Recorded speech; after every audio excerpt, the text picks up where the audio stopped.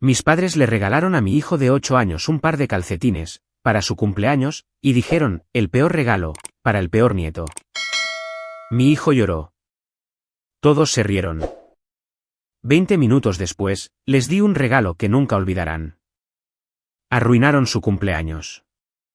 Mis padres, sus propios abuelos, lograron tomar lo que debería haber sido el día más feliz del año para mi hijo, y lo convirtieron en algo que, probablemente, él nunca olvidará. Y no por buenas razones. Cumplió 8 años el sábado pasado. Tuvimos una pequeña fiesta en nuestro patio trasero. Nada extravagante, solo unos pocos amigos de la escuela, algunos primos, pizza, globos, pastel, y el caos ruidoso habitual que viene con los niños y el azúcar. Mi hijo había estado contando los días, durante semanas. Incluso ayudó a decorar, y me dijo que este iba a ser el mejor cumpleaños de la historia. No lo fue. Mis padres llegaron tarde, por supuesto, siempre lo hacen. Entraron actuando como si fueran de la realeza. Mi mamá apenas miró a mi hijo, y mi papá le entregó una bolsa de regalo que parecía haber sido reutilizada de la fiesta de jubilación de alguien. Mi hijo la tomó cortésmente, y la abrió allí mismo, frente a todos. Calcetines. Un paquete de 2, de simples calcetines grises. Sin tarjeta, sin nota, sin ninguna explicación. Y entonces, mi papá lo dijo lo suficientemente fuerte, para que todos lo escucharan, el peor regalo, para el peor nieto. Y se rieron. Mi mamá, mi hermano, su esposa, todos ellos. Pensaron que era divertido. Mi hijo no. Se quedó allí parado, sosteniendo los calcetines por unos segundos, tratando de entender si era una broma. Luego, silenciosamente, los dejó en el suelo y se fue, simplemente entró a la casa sin decir una palabra. No volvió a salir. Me quedé allí congelada, viendo a mi familia reírse de mi hijo, en su propio cumpleaños. Nadie lo siguió. A nadie le importó. Simplemente siguieron comiendo, bebiendo, y hablando de Dios sabe qué. Mi hermano hizo un chiste sobre cómo mi hijo era sensible, igual que su madre. Mi papá asintió, como si fuera un hecho comprobado. Mi mamá dijo algo sobre cómo no todos los niños pueden ser ganadores. Y ahí fue cuando todo encajó. No respetaban a mi hijo. Nunca lo habían hecho. Él no era ruidoso como sus primos, no tenía medallas, ni calificaciones perfectas, ni trofeos de los que pudieran presumir. Él era amable, tranquilo, curioso. Eso no era suficiente para ellos. Pero de lo que no se dieron cuenta, fue de que no solo se estaban burlando de él. Se estaban burlando de mí, también, por cómo lo crié, y por el tipo de madre que elegí ser. No dije nada de inmediato. Dejé pasar 20 minutos. Luego, entré a la casa, abrí el cajón de mi escritorio, y regresé con una carpeta, la dejé caer justo en la mesa, frente a mi hermano. Él la abrió. Era una copia de su contrato de alquiler, y una carta firmada por mí, terminando oficialmente con todo el apoyo financiero, alquiler, servicios, comida, seguro del auto, todo. Se acabó. Durante más de un año, le había estado enviando casi $3,000 al mes, para que él, su esposa, y sus 2 hijos, pudieran vivir en un apartamento decente, mantener las luces encendidas, y poner comida en la mesa. Ya no más. Todos dejaron de hablar. Mi hermano solo miraba el papel. Mi papá preguntó qué era aquello, y mi mamá parecía que estaba tratando de procesarlo. Nadie dijo una palabra. Yo no ofrecí un discurso, no les debía eso. Simplemente regresé adentro, revisé cómo estaba mi hijo, y le pregunté si quería que todos se fueran. Dijo que sí. Así que, volví afuera, y les dije a todos que la fiesta había terminado. Tenían que irse. Se veían impactados. Mi papá preguntó si hablaba en serio, mi mamá trató de fingir que todo era solo un malentendido, y mi hermano se quedó sentado allí, como un hombre que acaba de darse cuenta de que su tarjeta de crédito fue cancelada en medio de una compra. No discutí. No expliqué. Les pedí que se fueran de nuevo, esta vez más fuerte. Solo se quedaron los amigos de mi hijo y su padrino. Él comió pastel. Mi hijo finalmente volvió a bajar, y jugó con el set de Lego que Shaun le regaló. No lo arregló todo, pero sonrió un poco, y eso fue suficiente. Ese día, dejé de ser el banco. Dejé de ser la hija callada que pagaba por todo, mientras ellos nos hacían sentir pequeños a mí y a mi hijo. Ellos le dieron a mi hijo calcetines y humillación, yo les di un baño de realidad. Después de que se fueron de mi casa ese día, las cosas se calmaron, pero solo por unas 24 horas. Luego, comenzaron las llamadas. Primero, fue mi hermano llamando una y otra vez. Cuando no contesté, pasó a los mensajes de texto, capturas de pantalla de facturas sin pagar, algunos mensajes mitad enojados y mitad suplicantes, y finalmente, una nota de voz donde decía que yo estaba actuando como una loca por un par de calcetines. Y que estaba arruinando la vida de sus hijos porque no aguantaba una broma. No respondí, ni una palabra. Luego, mi mamá me envió un mensaje. Preguntó si podíamos hablar con calma, como adultos.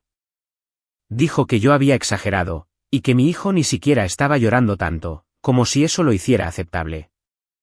Más tarde esa noche, recibí un mensaje más largo de ella diciendo, no quisimos ser crueles. Él simplemente no es como los otros.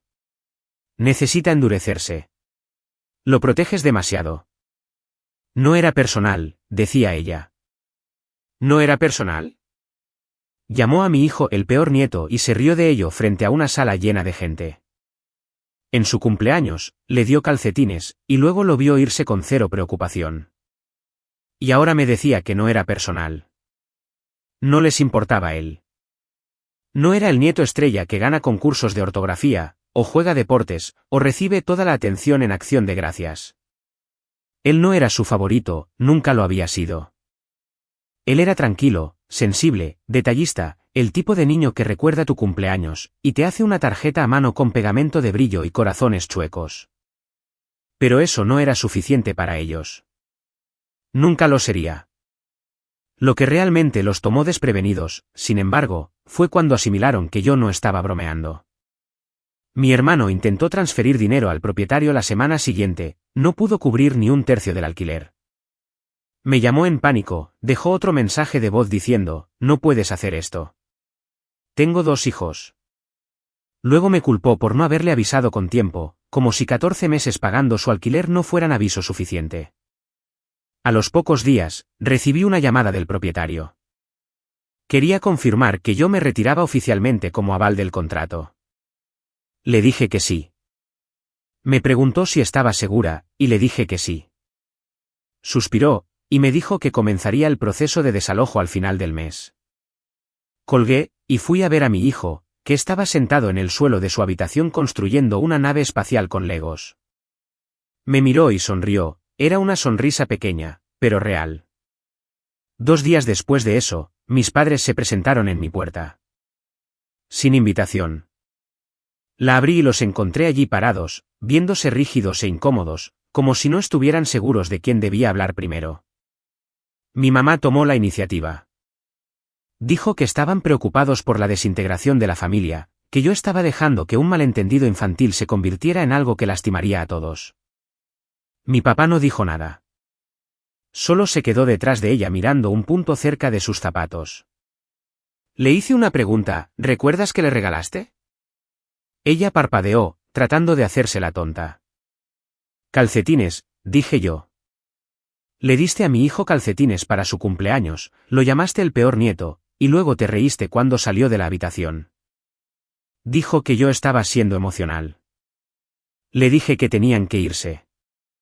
Me preguntó si realmente planeaba dejar a mi hermano y a su familia sin un lugar donde vivir. Le dije que ya no era mi problema. Me preguntó si esperaba que ellos se hicieran cargo de los gastos. Fue entonces cuando sonreí por primera vez durante la conversación.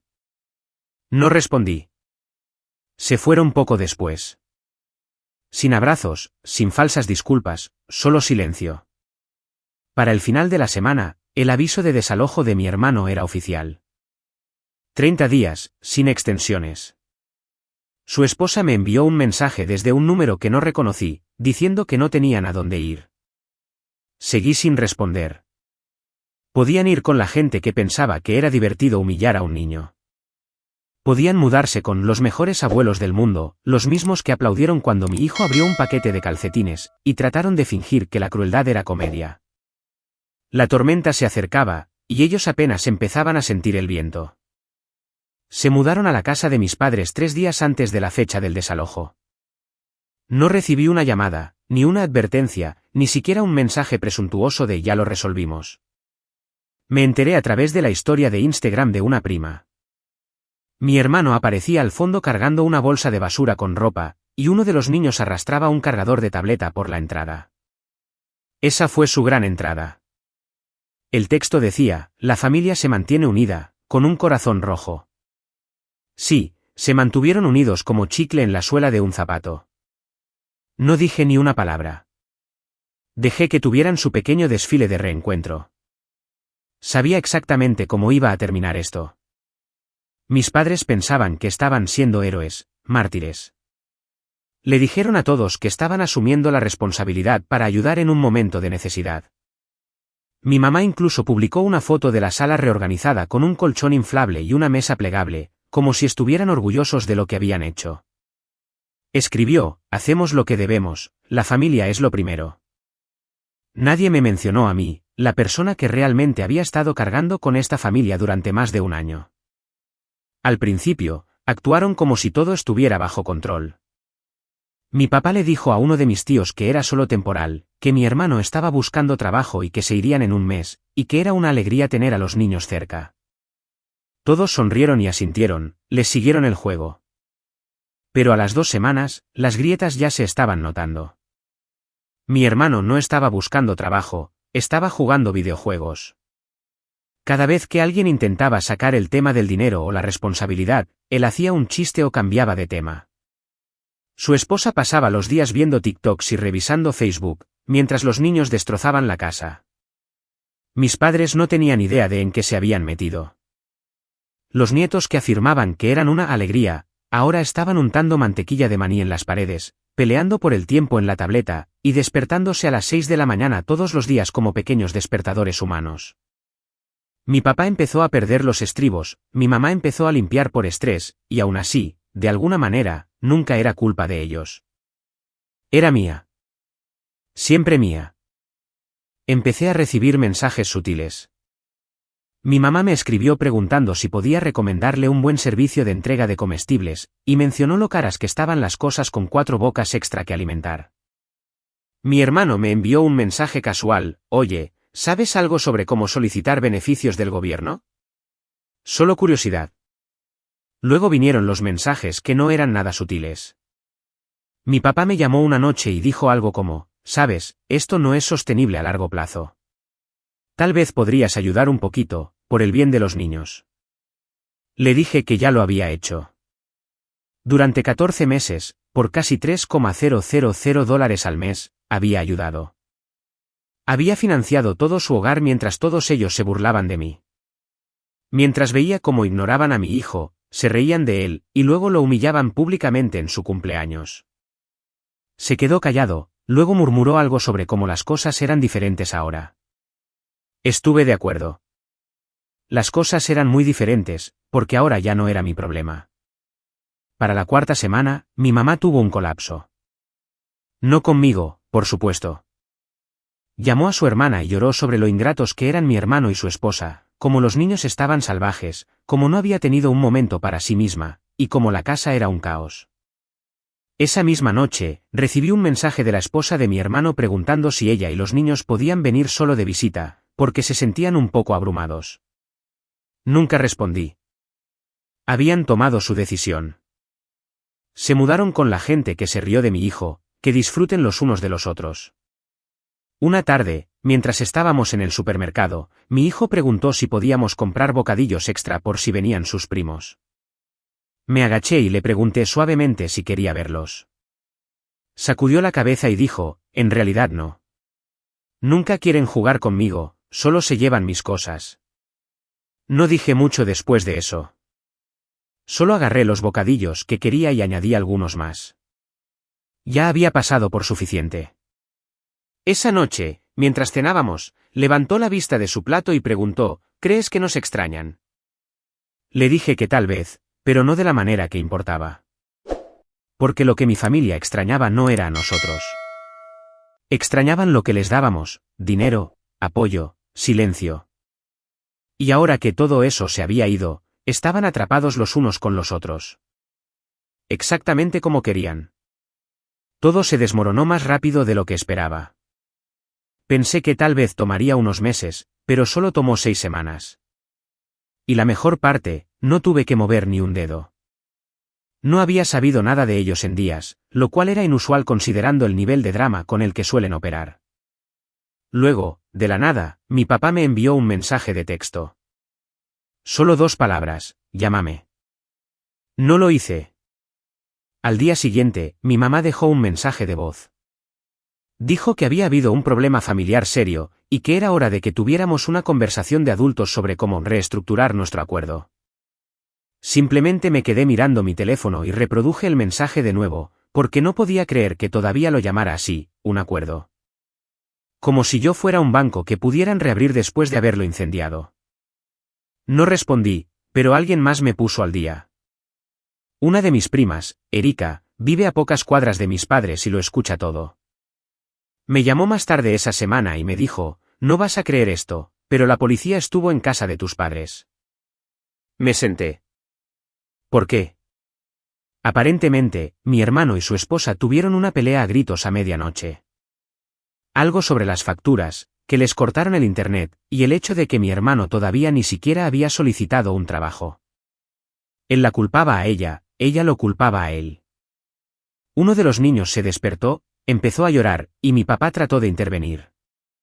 Eso salió bien por unos 3 segundos. Mi hermano se volvió contra él, gritando que nada de esto habría pasado si yo no le hubiera cortado el dinero. De hecho, dijo lo suficientemente fuerte como para que los vecinos lo escucharan, que yo arruiné a la familia porque era egoísta y sobreprotectora con un niño débil. Un vecino llamó a la policía pensando que era violencia doméstica. Así que ahora hay un informe policial vinculado a la dirección de mis padres. No hubo un arresto, pero sí una advertencia documentada. Y como los niños estaban involucrados, las cosas se complicaron rápido. 2 días después, recibí un nuevo mensaje de mi mamá. Era más largo, lleno de lenguaje florido sobre la familia, la sanación, y como todos habían reflexionado sobre los eventos de las últimas semanas. Dijo que las cosas estaban difíciles y que la situación de vivienda temporal se había vuelto estresante. Me preguntó si consideraría reiniciar los pagos de apoyo solo hasta que pudieran recuperarse. Y luego vino el insulto enterrado en la desesperación. Dijo que si aceptaba, estarían abiertos a discutir futuros asuntos familiares, incluyendo, no es broma, acuerdos de herencia. Como si se supusiera que me atraería de nuevo a su disfunción con la promesa de un dinero que nunca pedí. Las mismas personas que ni siquiera pudieron darle a mi hijo un regalo de cumpleaños decente, ahora me ofrecían un pago imaginario a cambio de salvarlos del desastre que ellos mismos crearon. No respondí. El silencio debió volverlos locos porque 3 días después recibí un mensaje de la esposa de mi hermano. No era una disculpa, ni siquiera era una petición. Escribió: ¿podemos dejar a los niños en tu casa algún momento de este fin de semana? Extrañan a su primo. Ese fue el momento en que me di cuenta de que estaban perdiendo el control. Estaban tratando de reingresar a través de mi hijo. Pensaron que yo cedería, que diría que sí por el bien de los niños. No lo hice. En cambio, le mostré a mi hijo el mensaje y le pregunté qué pensaba. Él dijo: solo son amables cuando quieren algo. 8 años. Y ya los entendía mejor de lo que yo hubiera querido. Entonces sucedió algo que nunca vi venir. Erika llamó de nuevo y dijo que los servicios de protección infantil, CPS, se habían presentado en casa de mis padres. CPS. Alguien había hecho una denuncia anónima. No fui yo. Yo no había hablado con nadie oficial. Pero el ruido, la llamada a la policía, las peleas, el hecho de que 4 adultos y 2 niños estuvieran amontonados en una casa que ya de por sí era disfuncional. Alguien decidió que ya era suficiente. Nadie fue retirado de la casa, pero CPS lo dejó claro: esta configuración no iba a funcionar. Necesitaban un plan a largo plazo, y rápido. De repente, ya no se trataba solo de dinero o conveniencia, se trataba de supervisión legal, responsabilidad, formularios del gobierno, y trabajadores sociales. Mi hermano no podía ganar esta discusión con gritos, y mis padres no podían manipular emocionalmente a una agencia estatal.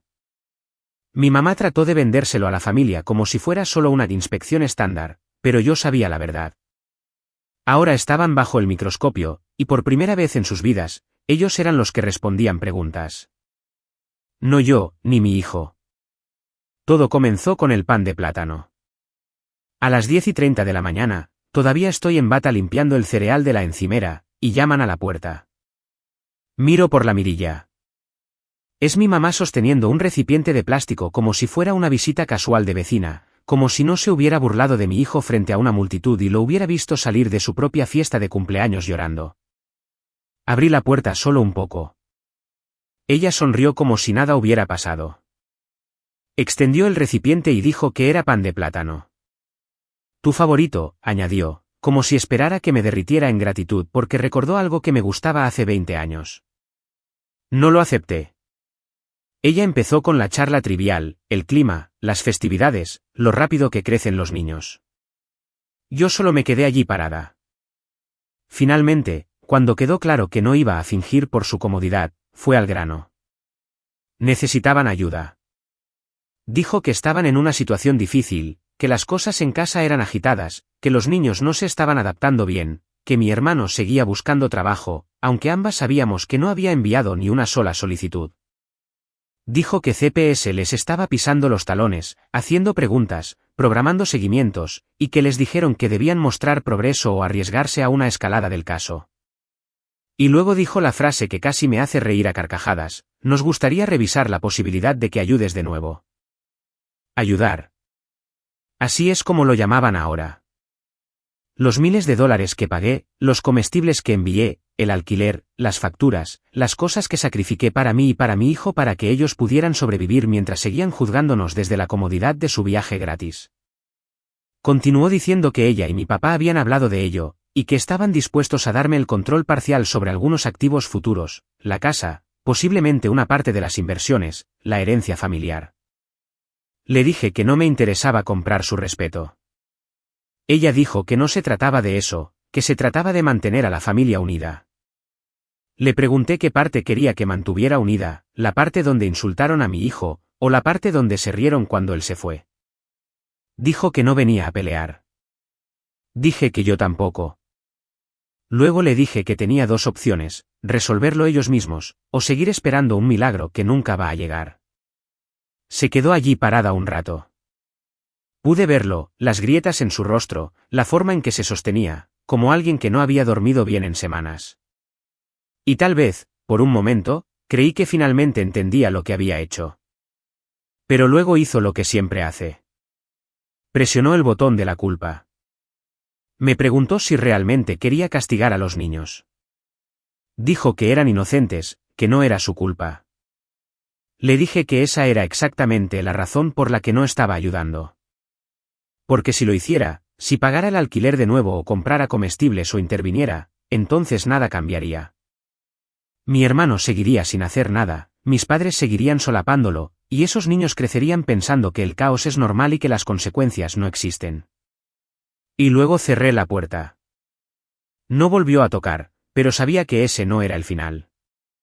Esa noche, llamó mi papá. Nunca llama a menos que las cosas sean serias. No saludó. Dijo: necesitamos tu ayuda. No dije nada. Él siguió hablando.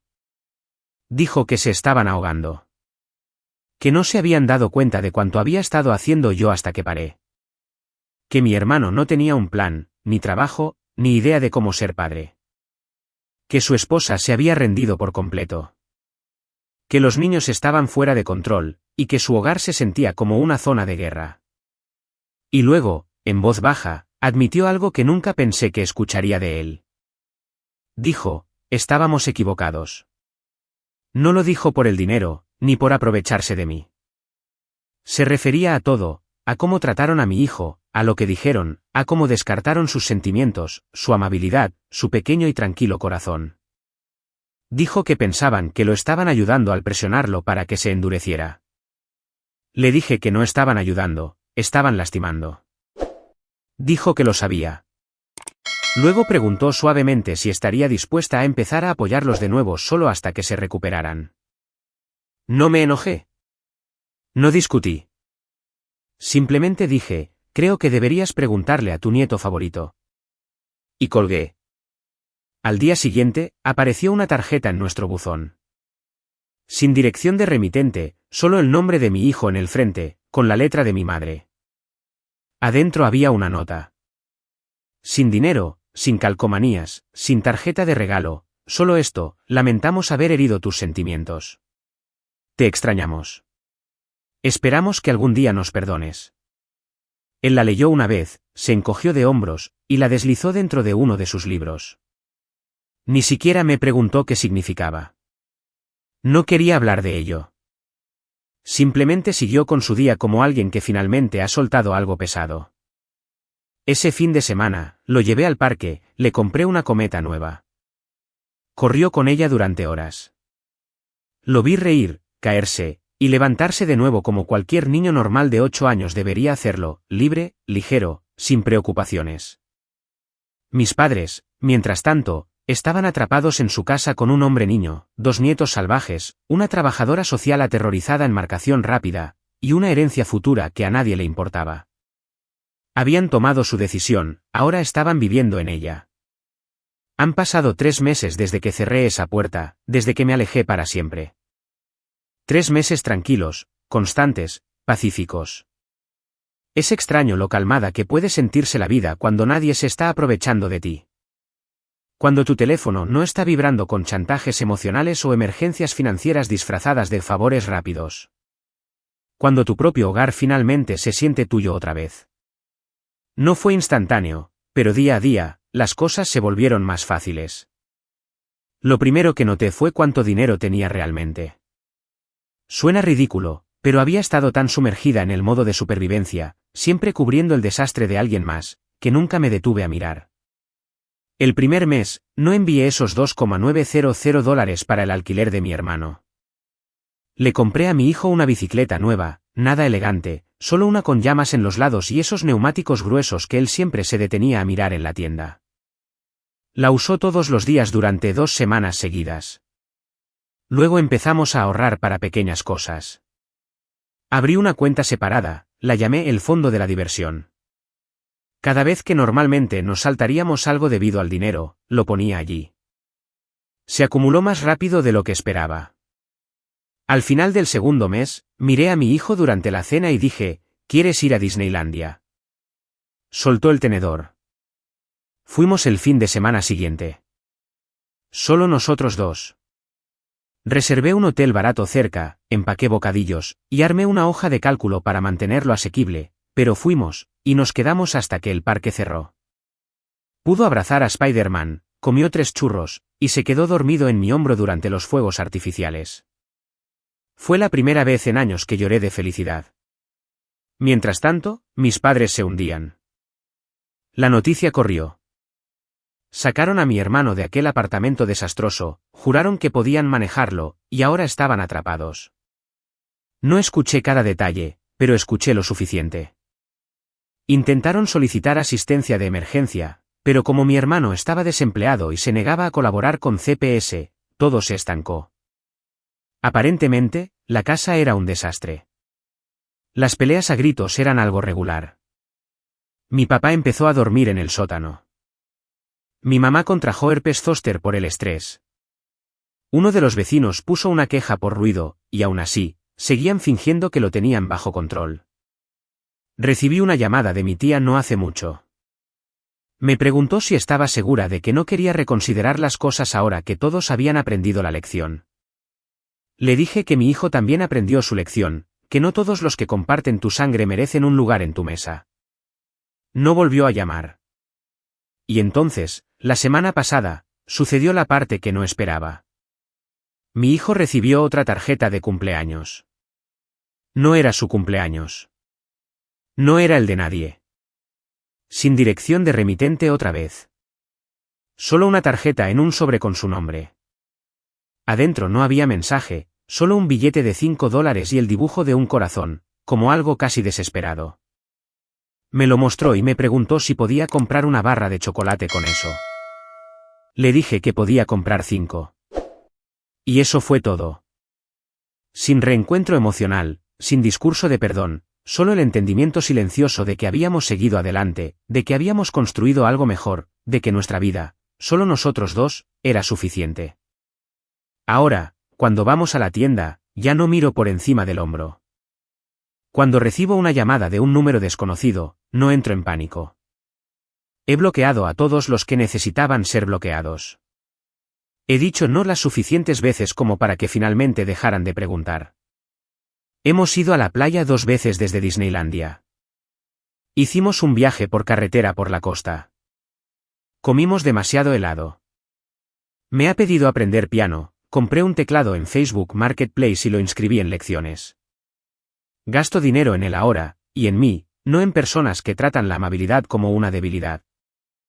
Mis padres intentaron controlarlo todo, la familia, la narrativa, a mí. Pero al final, perdieron todo lo que creían controlar. Y la mejor parte, se lo hicieron a sí mismos.